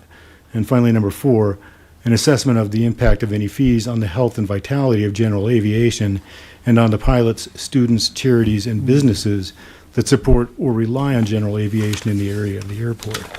Now, this bill was introduced late last month, and I don't know what's going to come out of the sausage maker at the end of all this. I mean, as far as I know, anybody sitting in a cockpit is going to have to be wearing a polka dot handkerchief and green tennis shoes. But this is out there, and it definitely affects any sort of imposition on landing fees at KLMO or any other airport in the country. Thank you, Dan. And that was a Senate bill? Senate bill. Okay. All right. Who else?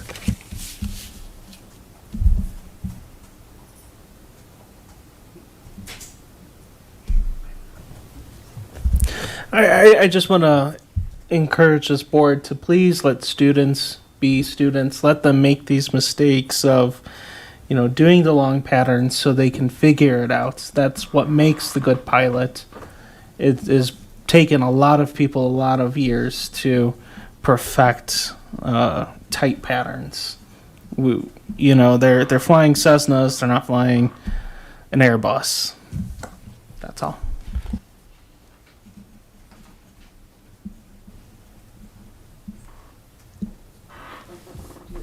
Do you have me?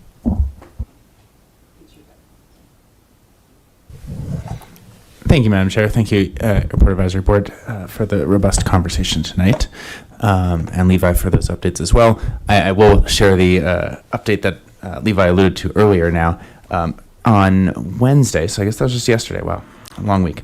Yesterday morning, myself, Council Member Diane Christ, and so Councilmember Diane Christ and I responded to an invite from local pilot John Grunsfeld, who informed us of this demonstration event in Centennial Airport. And it's kind of happening still, I think, throughout the rest of the week. There might be a few more open houses if anyone is interested. You can go on the website for H55, which is the electric aircraft company that's hosting that with Centennial Airport there. It's a free event, a public open house. You just have to register there. And so the two of us went with John and took a look at, we got a briefing that was part of the open house on the kind of innovations in electric aircraft there.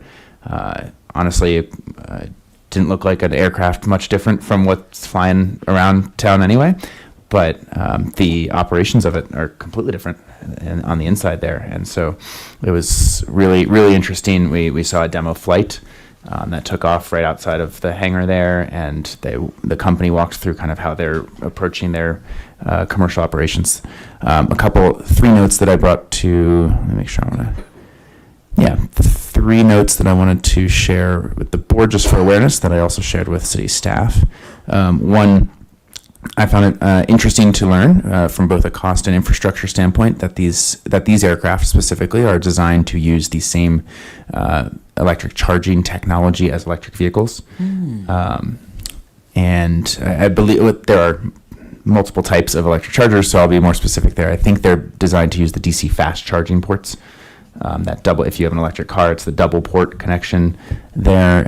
So it's slightly more expensive than like the one I have installed in my garage, but like well within the marketplace of what's being installed around the state and around the country right now.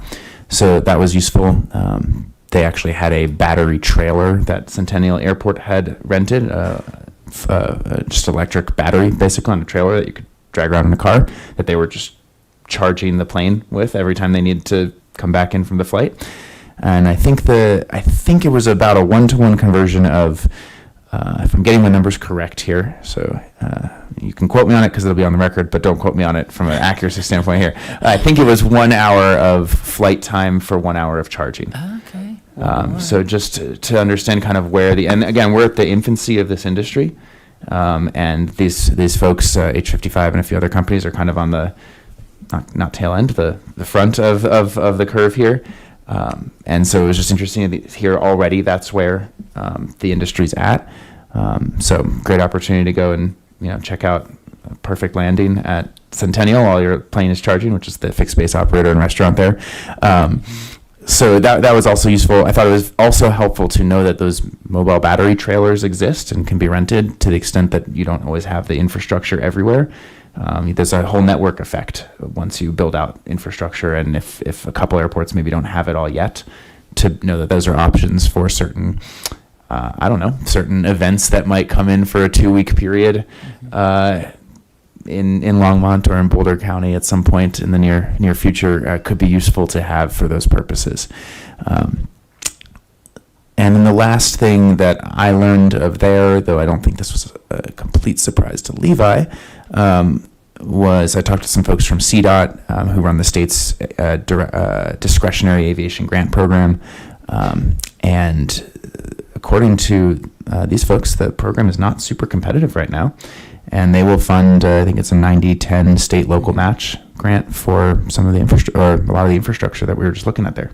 They won't fund the planes, but they'll fund the electric upgrades and the EV charging or not EV, I guess, the electric plane charging. They might fund, if it can be used for both, then it could be used for both. So learned some things about the charging technology, got to see a demo flight, learned some things about portable batteries, and a grant program that might be able to fund some of that. So that's my report back. I'd gladly welcome any questions. I'm glad you got to visit with me. CDOT is very passionate about electric aviation. It's great to talk to them about and the transition for the fuel stuff. Yeah. 2 things. Yeah. That's so cool that you got to see that.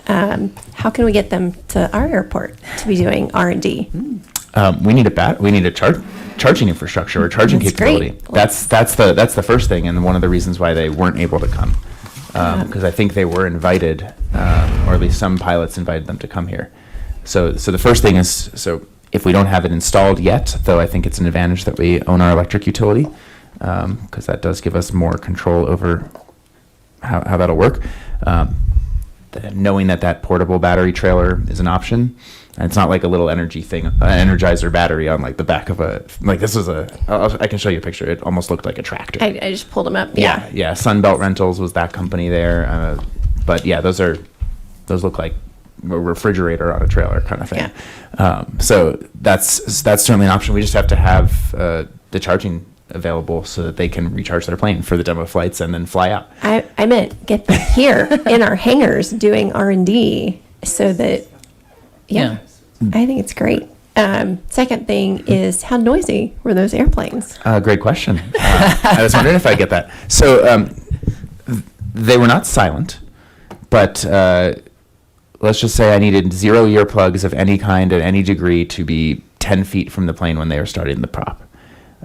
And so it's not using a piston engine because it's an electric engine. So that's where the real quiet or noise reduction comes from. I didn't even hear it come back. I was right next to the hangar door, so I didn't even hear it come back. I can show you a video earlier. There's noise from it, but it's mostly just from moving air because you don't have the noise from the engine itself, and that's the big distinction there. So I think from a quality of life standpoint, that's a huge upgrade if we can get more planes there. And then, of course, from a overall sustainability standpoint, you're just using electricity and you're not using leaded fuels.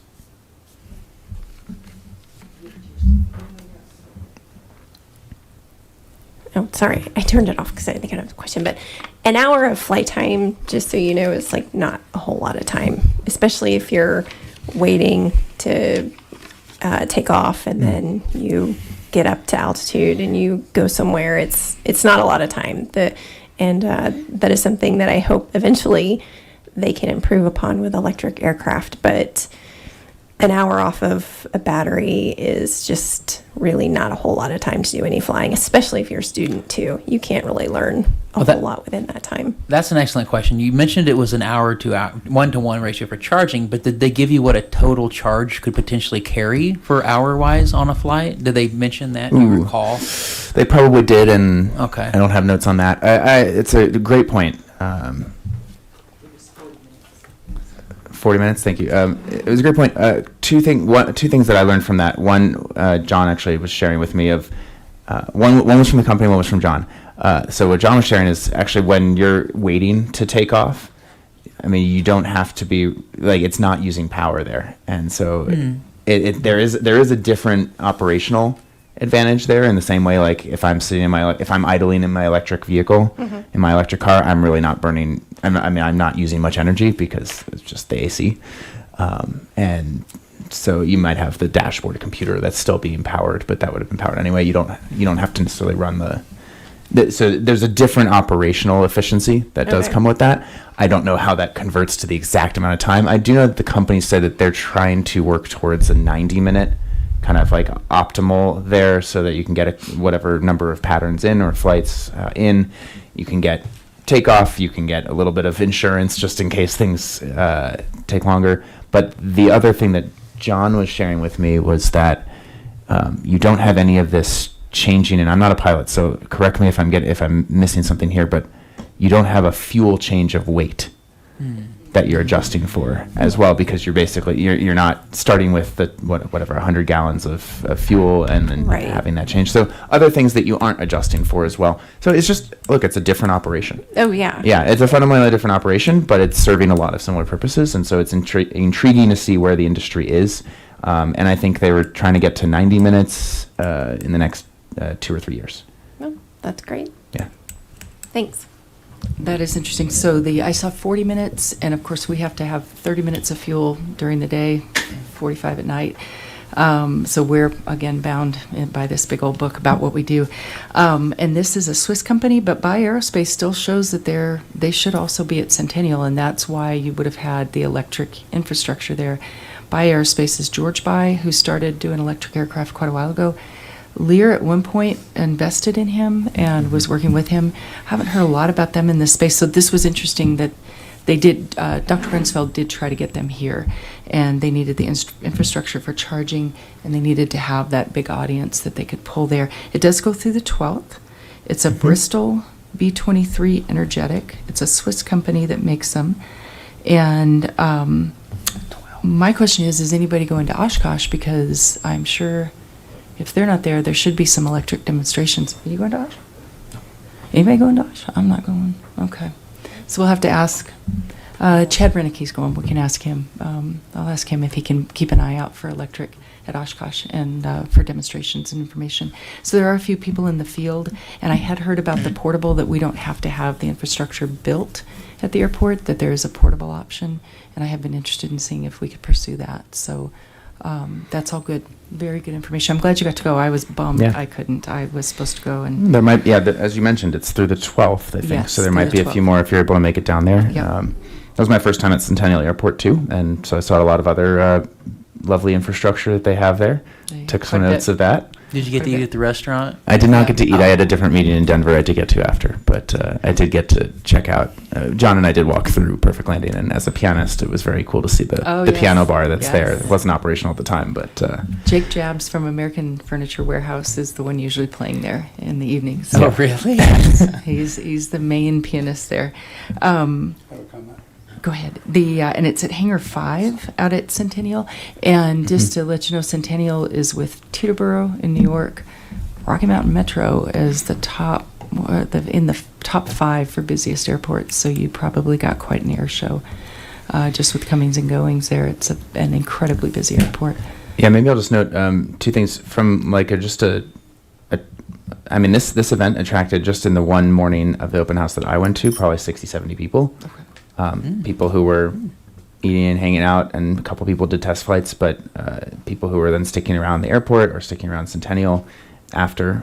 Councilmember Christ and I certainly came from out of out of town to visit there. And so there is a real, whether it's a tourism element or an innovation element or a longer term investment. I mean, that is definitely, I partly went to see the aircraft itself and partly went also to just understand kind of where the industry is, because that does seem, if that's a direction we want to be moving in, which a lot of the Sustainable Aviation Ordinance that passed a few years ago indicates, then we should understand the opportunities beyond just a few planes, because it's attracting people to come and see innovation. And we have the St. Vrain Valley Innovation Center that might have students who want to understand electric aircraft motors and innovate with that. And they just flew the drones the other night. So we have a lot of aviation innovation happening here, and the question is how fast do we want to bring it? Good point in that with electric, you need charging stations along your route. So there was an area in Central California that 3 airports went into collaboration to provide those charging stations 30 minutes apiece, 30 minutes apart between them. So you could do your cross country, you could qualify for some flight requirements and be able to get a charge and keep going and use an electric trainer for it. So it's interesting.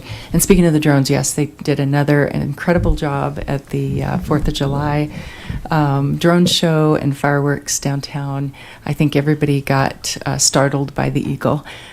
He had what led to the eagle, but then he morphed into the eagle and turned around with his beak open looking at you, and it was pretty wild. So great job again to the Innovation Center on all they're doing, and they're doing so many shows now. They've really come into their own, which is super exciting. Did you have something you want to say, Steve? Charles? I have a comment. Yeah. In the spirit of snarky comments, not really snarky, but I like it, so thank you. Thank you. I appreciate the leadership there. Half snarky, but as we're crafting language for a number of planes in the pattern, this might sound obvious to you all, but if you're an electric plane, you go to the front of the queue and you can stay in that. You can get to the front of that pattern. A little promotion for electric planes. Yeah. Just I don't think we can't tell what they are. they can anyway. We have to look more into that. Yeah. So Not in sure. aviation, though, interestingly, the smallest guy wins. So the least nimble gets priority. So they're still, yeah, they're You can still make an nimble. argument with you have the least amount of flight time that you There need you more go. priority. See? And then everybody's gonna have to be It's like, running off hey, their I'm about to logbook. run out of electricity, guys. Come on. True. It's like you're just taking off. What do you mean? No, I was kidding. Right. I took off on my last cell. All right, Mr. Quick comment, an hour's worth of flight time for an hour's worth of charging. The limitation right now is weight. These batteries that are used in electric aircraft are the same that are used in EVs. They weigh a ton. Actually, they weigh about 880 kilograms for 3 hours worth of charge. That doesn't translate very well to a good flight platform.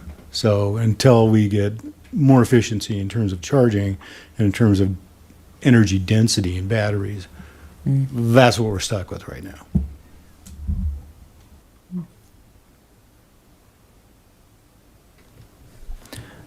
Yeah, I appreciate the technological limitations right now. I think what I encourage folks to think about is this is a direction that the industry is headed. And the question is, at what point does Longmont want to be ready to adopt that technology? And you're seeing advancements in electric vehicle batteries year over year. You're seeing that already in different plane batteries, and certainly in grid scale batteries. You're seeing the different compositions of those batteries. Council just approved a lease for, not airport related, but a lease the other night for a battery to explore a battery next to one of our substations in the north of town as part of Platte River Power Authority's overall energy system. And already the chemistry of that battery is different from some of the other things that have been displayed or are used in vehicles. So there's a lot of rapid innovation happening in the battery space. And I think the company was fairly bullish on how quickly they were going to be able to increase their capacity. So both from a time and just how it flies. we are an aviation town and an innovator, and we do have that coming up through the school district with STEM available at kindergarten now, I think. And so it makes sense. It's a good fit, and it's interesting. And if that's the future, we'd like to be at the front of it. And we've got our own power company with Longmont Power and Communications, so we're really in a fortunate position where Boulder has Excel for their power, so they've got different governing bodies where we don't have that kind of conflict. So it's been interesting for a long time, and interesting to watch the technology develop. Just got to get the weight down, so it's not just you and your instructor, huh? Anybody else? Any other comments, Levi? Anything else? It should be good. All right. On that, did you have anything? Did you want to say? Just a motion to adjourn. We don't even have to have that, but we'll second. And all in favor? Aye. All opposed? All right. We are adjourned. Use it. All right.